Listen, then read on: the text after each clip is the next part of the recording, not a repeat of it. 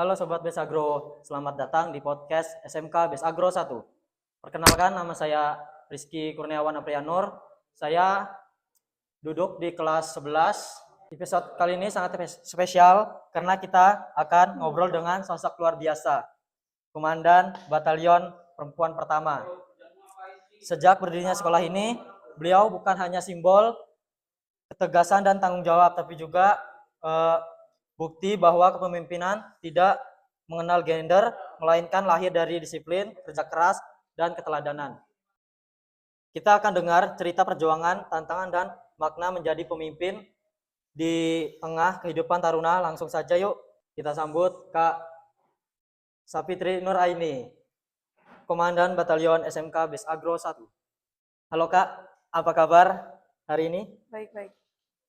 Siap mengobrol santai tapi penuh inspirasi ya? Perkenalkan diri dulu ke pendengar, nama lengkap dan jabatan saat ini di Ketarunaan SMK Besagro 1. Baik, perkenalkan nama saya Sapitri Nuraini. Saya menduduki kelas 11 dan saya menjabat sebagai Komandan Batalion di SMK Besagro 1. Apa perasaan kakak saat pertama kali terpilih menjadi Komandan Batalion Perempuan Pertama di sekolah ini? Kaget. Waktu pengumuman itu, apa yang pertama kali terlintas di pikiran kakak? Takut, karena sebagai komandan pertama perempuan itu pasti memegang tanggung jawab yang besar. Dan itu pasti nggak semudah itu. Nggak semudah yang dibayangkan, dan kayak senang pertama senang.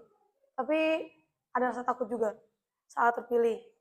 Bisa diceritakan bagaimana perjalanan kakak sampai akhirnya dipercaya menjadi batalion? Awal mulanya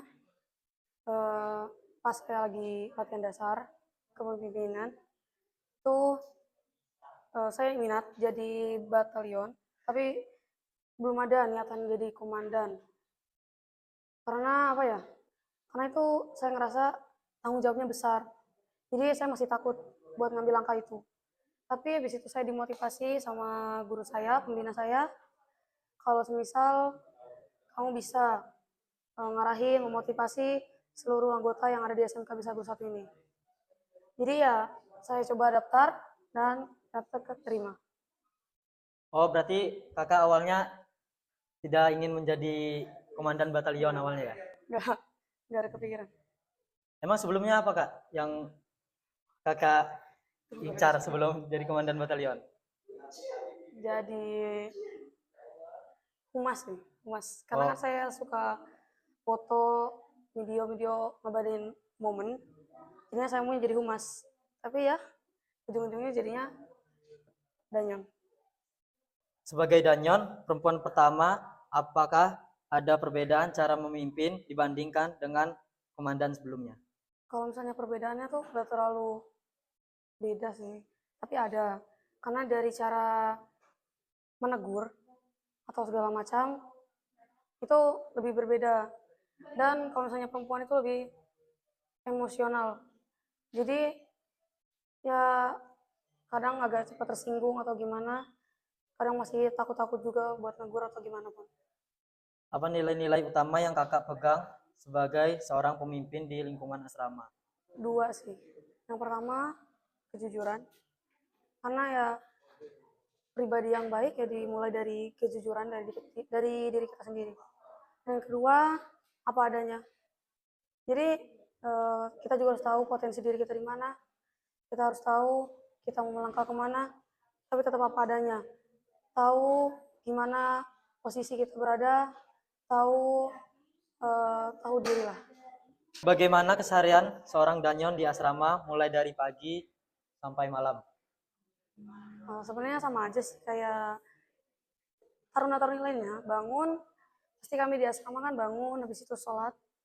Habis sholat, atau mungkin yang non ibadah, tapi kalau saya misal sholat, habis itu kegiatan bina fisik, setelah itu ya berangkat sekolah, makan, lalu apa malam, setelah itu ya beranjak tidur.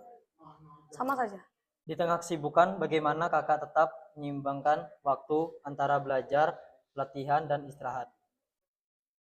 Karena di SMK Bisa Guru 1 ini, kita juga saat kita latihan dasar kepemimpinan, kita juga diajarin tentang manajemen waktu atau mengatur waktu sebaik mungkin. Jadi ya sebisa mungkin saya atur kapan jam belajar, terus latihan, dan lain-lain.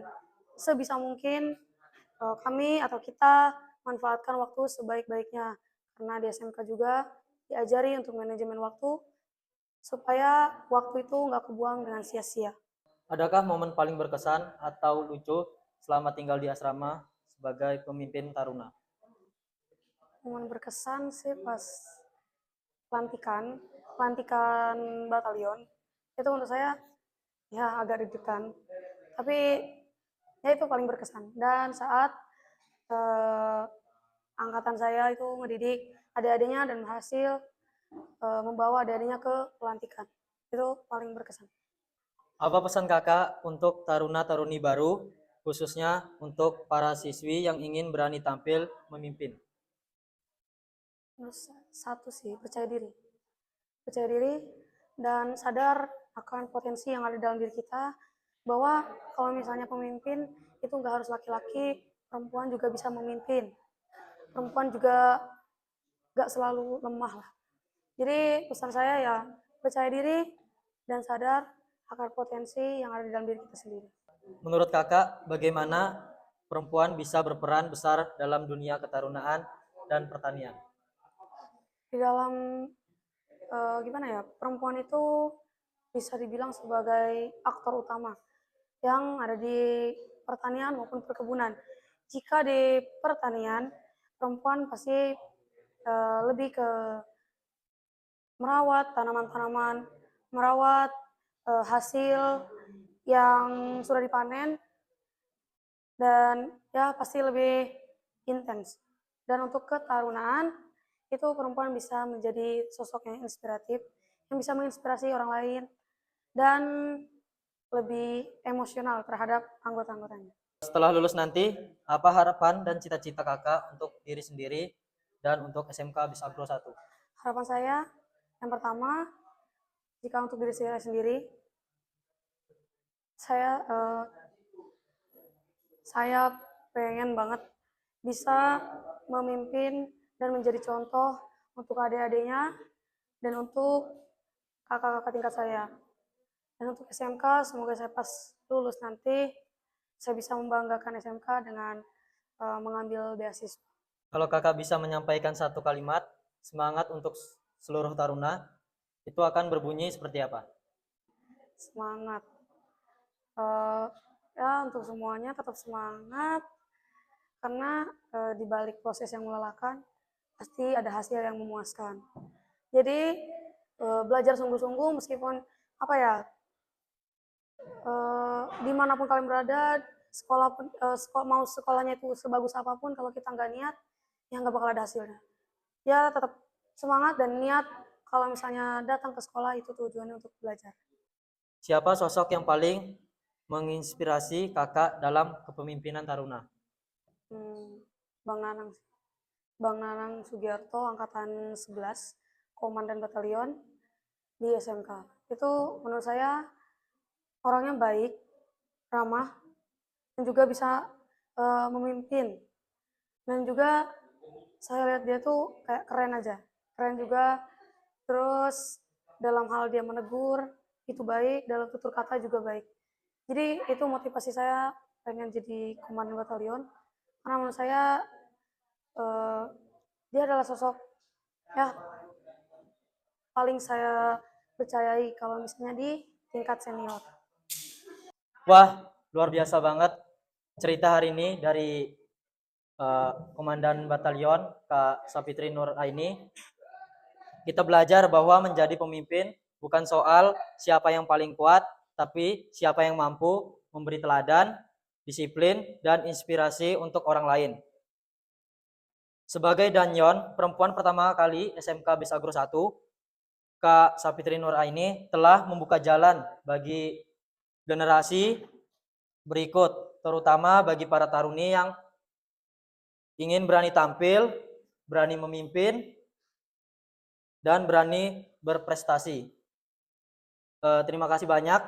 Kak sudah berbagi cerita dan semangat bersama hari ini. Untuk Sobat Bes Agro yang sedang mendengar, jangan lupa tetap semangat, tetap berkarakter, dan bangga jadi taruni SMK Bes Agro 1. Sampai jumpa di episode selanjutnya hanya di podcast SMK Bes Agro 1. Tempat cerita taruna menginspirasi. SMK bisa, SMK hebat, SMK bisa hebat.